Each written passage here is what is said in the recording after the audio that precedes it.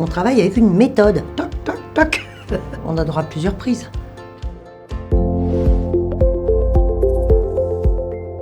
En gros, le dialogue social, pour moi, c'est réussir à faire discuter les entreprises avec les salariés sur une base claire et définie et le pratiquer au quotidien pour pouvoir écouter l'autre et à partir de là, co-construire les solutions, notamment dans le monde du travail.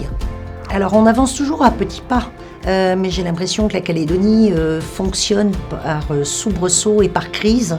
Et à chaque fois qu'une crise est là, l'irréparable semble être la situation maximale. Et puis en fait, les gens finissent par discuter et se mettre autour de la table pour trouver justement ces fameuses solutions qui permettent de poursuivre et de continuer.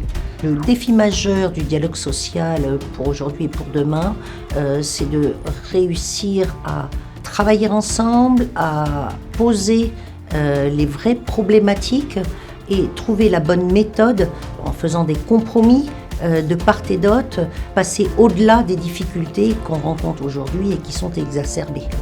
Lorsqu'on fait référence au dialogue social, la première image qui nous vient en tête, c'est souvent deux mondes qui s'opposent.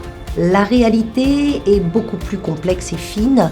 Déjà, il faut remettre l'humain au cœur et essayer déjà de se comprendre, faire vivre ce dialogue social pour aboutir à des réussites et des décisions qui satisfassent les deux parties, ou en tout cas qui régulent ce dialogue entre les deux mondes qui sont le monde du patronat et le monde des salariés.